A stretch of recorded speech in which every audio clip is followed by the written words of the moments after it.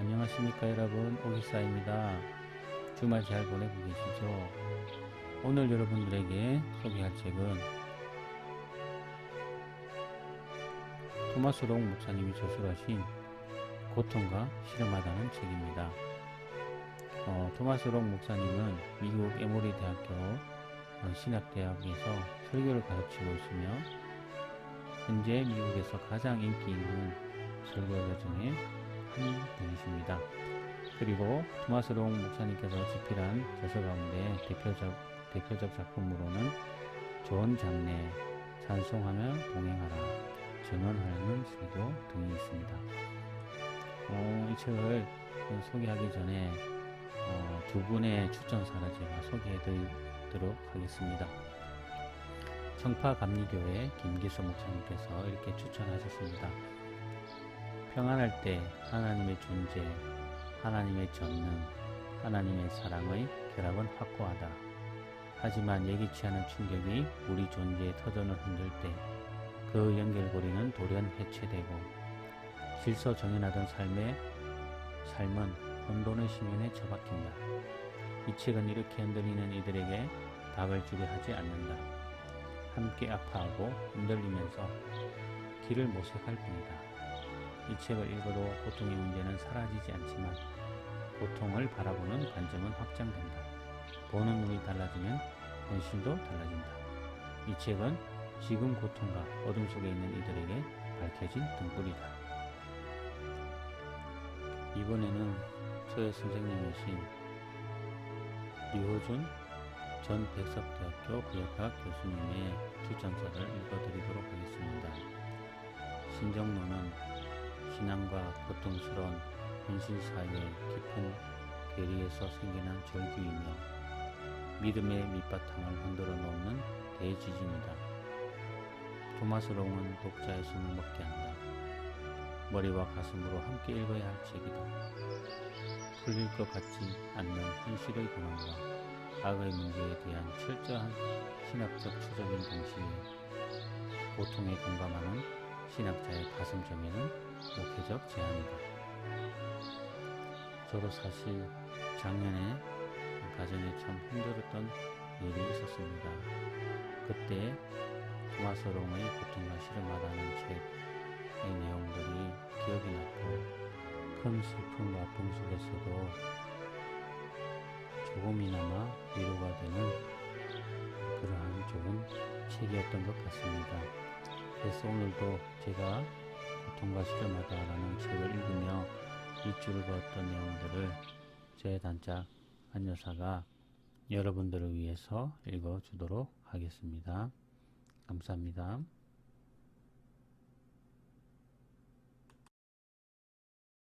이렇게 볼 때 신정론은 악한 세상에서의 하나님의 행동에 대한 변명을 제시하는 것이라기보다는 고통에 대해 우리가 알고 경험하는 바를 전제로 사랑의 하나님을 믿는 것이 어떻게 가능한지 하는 문제와 관련된다.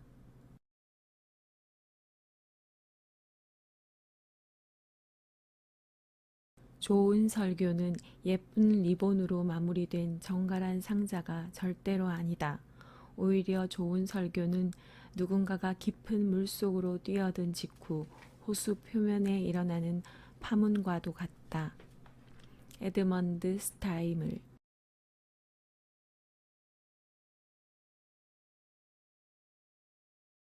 뉴턴은 영국 성공회의 성직자만큼이나 무한하고 전능하며 전지하신 하나님의 존재를 확신했다. 양자의 차이라면 뉴턴은 하나님에 대한 가장 확실한 증거가 신학 서적이 아닌 웅장하고 복잡하며 아름다운 자연 자체의 설계에 있다고 믿었다는 점이다.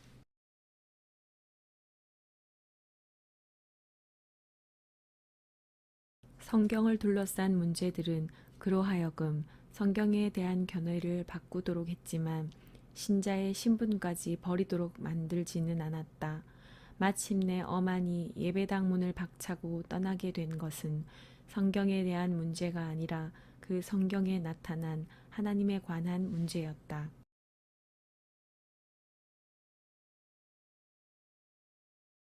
결국 어만도 18세기 이후 많은 사람들이 그랬던 것처럼 하나님과 무고한 고통이라는 신학적 질문을 신자들이 습관적으로 내세웠던 네 가지 가설 사이의 연관성을 포함하는 논리적인 문제로 놓고 접근했다. 1. 하나님은 존재하신다. 2. 하나님은 전능하시다. 3. 하나님은 사랑이 많고 선하시다. 4. 무고한 고통이 존재한다.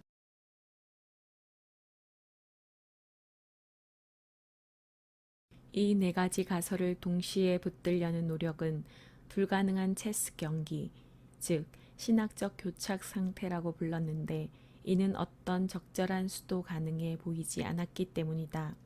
18세기 스코틀랜드의 철학자 데이비드 휴음은 말하기를 하나님이 악을 막기를 원했으나 할 수 없었다면 그는 무능하다. 하나님이 악을 막을 수 있었는데 하지 않았다면 그는 사악하다. 하나님이 악을 막을 수 있고 그렇게 하기를 원한다면 악은 어디서 오는가?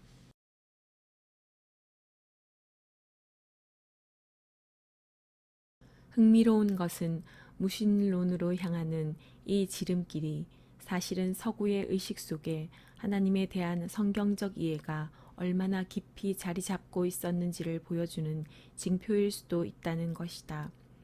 세속적인 사람들 상당수가 하나님의 존재를 믿지 않는다. 하지만 실제로 그들은 사랑이 많고 은혜롭고 긍휼하며 전능하신 하나님을 믿지 않는 것이다. 이런 사실은 불가능한 체스 경기를 두 가지 관점으로 간단하게 정리한다. 첫째, 주장은 사랑과 긍휼, 능력이 많으신 하나님이 존재하신다는 것이고, 둘째 주장은 무고한 고통이 존재한다는 것이다. 이 둘 모두 분명한 사실이다. 따라서 우리는 둘 중 하나를 통째로 버려야 한다.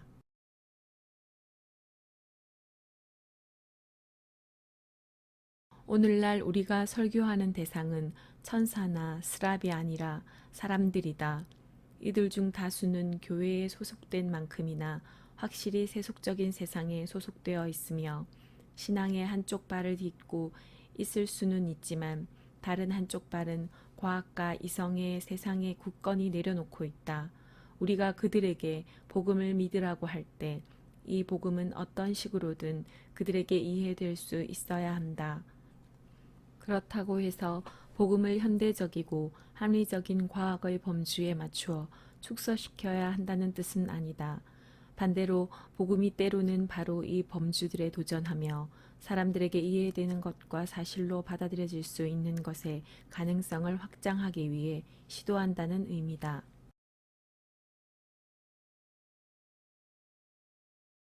교회에 출석하는 대다수 그리스도인들과 비교하면 어만의 고민은 훨씬 급진적인 형태를 띨 것이다. 이런 세계 안에서 세상 모든 사건을 주관하는 선하고 전능하신 하나님에 대한 복음은 전혀 사실처럼 들리지 않겠지만 그는 이제 고인이 된 하나님의 차가운 시신이 뉘인 영안실로 들어가 계속 외치고 있다. 하나님, 여전히 죽어 계시는 겁니까? 제발 일어나십시오. 저는 당신의 존재를 믿지는 않지만 당신이 그립습니다. 세속화 시대 테일러에 따르면 우리 문화 속에 존재하는 세속화의 상당 부분은 종교적 헌신이 사라진 결과가 아니라 신앙의 언어보다 실제를 묘사하는 데 있어 더욱 설득력을 지닌 것처럼 보이는 대안이 등장한 결과다. 이 대안에 대해 테일러는 이렇게 쓰고 있다. 오늘날 자연주의적 물질주의는 단순히 한 가지 제안이 아니다. 자연주의적 물질주의는 현대 세계에서 가장 권위 있는 견해, 즉 과학과 경쟁할 수 있는 유일한 견해로 나타난다. 신앙에 대한 의심, 변화의 능력에 대한 의심, 자신의 신앙이 얼마나 유치하고 부적절한지에 대한 의식이 이 강력한 이데올로기와 맞물리면 신앙을 상실하는 길로 갈 수 있다.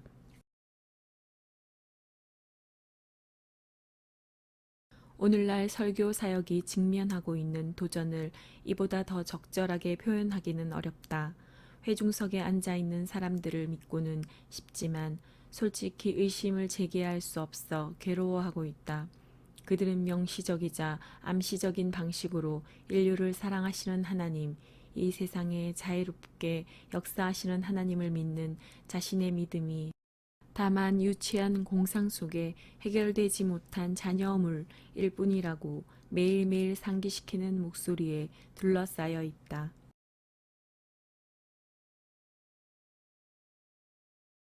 고통과 하나님의 사랑이라는 문제를 숙고하는 가장 신실한 방법은 기도다. 나는 설교자들이 회중에게 이런 지성적 탐구, 곧 합리성을 갖춘 신앙을 추구하는 기도가 갖는 유익을 가르쳐야 한다고 생각한다.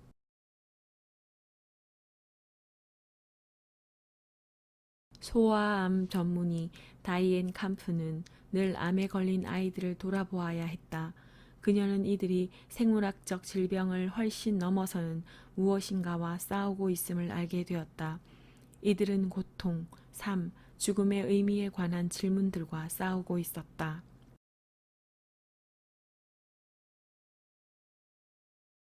고통과 악이 흥행하는 세상에서 하나님의 행위와 의지를 이해하지 못하는 것은 기독교 신자들에게 하나님이 역사와 시간, 물리적 전형과 실제적 상황의 주관자가 되신다는 성경의 주장을 버리고 자연과 영성의 신비스런 하나님을 지지하라고 알게 모르게 압력을 행사한다.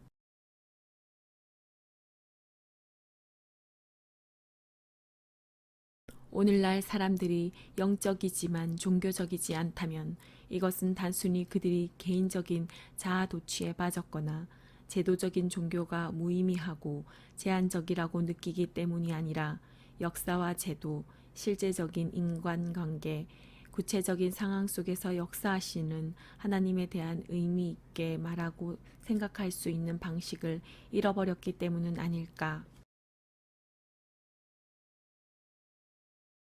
이렇듯 신자들이 울부짖음의 형태로 우리 목회자들이 제공하는 것보다 더 많은 것을 기대할 때 함께함의 사역을 넘어서야 하는 이유는 더욱 커지게 된다. 영문도 모른 채 고통당하는 사람들에게 하나님의 임재와 역할은 단순히 추상적인 난제나 신학적인 게임이 아니다. 매일매일 우리 교인들은 고통을 마주하고 있으며 이들의 신학은 충분하지 않다.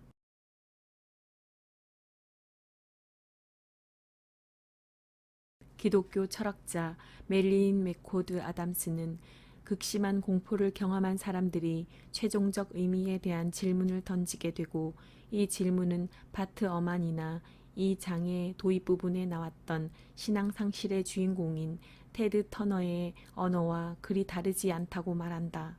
하나님이 이것을 허용하셨을까? 왜일까? 이것을 구속하실 수는 있는가? 이 모든 것이 계속되어야 하는 이유는 무엇일까?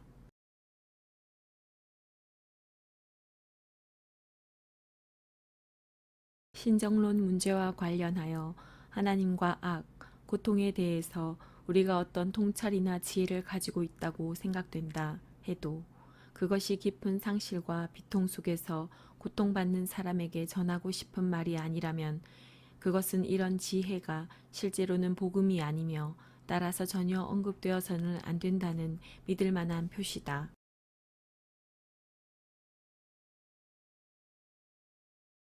신정론을 단순히 이론적이고 학문적인 훈련으로만 생각하는 것은 비록 의도된 바는 아니더라도 이 세상에 존재하는 무수한 악을 암묵적으로 승인하는 것이다.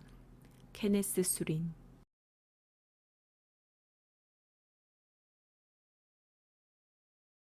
세상은 원인과 결과의 끝없는 사슬로부터 나온 결과가 아니다. 원래 창조는 동기가 없는 행위였다. 하나님은 순전한 사랑 때문에 또는 아무런 이유 없이 창조를 행한 예술가이지 연구비를 지불해주는 단체에 강한 인상을 남기기 위해 합리적인 설계를 만든 과학자가 아니다. 테리 이글턴.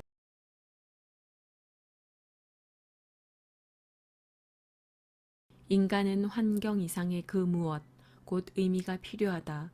우리 인간은 의미 있는 세상을 만들어 가야 하는 존재다.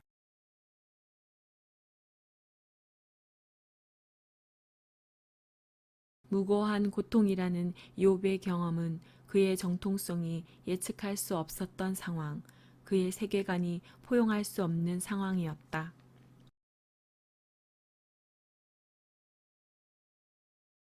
욥의 친구들은 체제를 사랑하지만 욥은 하나님을 사랑한다. 친구들과 달리 욥은 필요할 경우 자신의 신학을 버릴 용의도 있지만 그러나 하나님만은 포기하지 않을 것이다.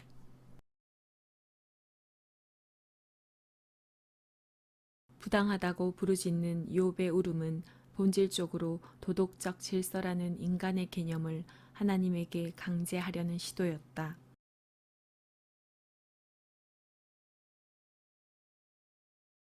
욥기는 기독교적 증언을 예측한다. 신약 성경은 고통을 착각이라고 죽음을 친구라고 주장하지 않는다.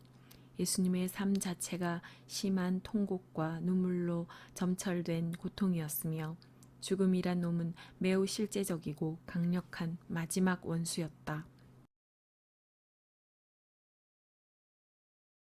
설교가 불완전한 형태로 전해지는 것은 대부분의 경우 꾸물거림이나 태만함 때문이 아니라 설교가 신실한 신학과 그리스도인의 삶 자체의 특성을 반영하기 때문이다.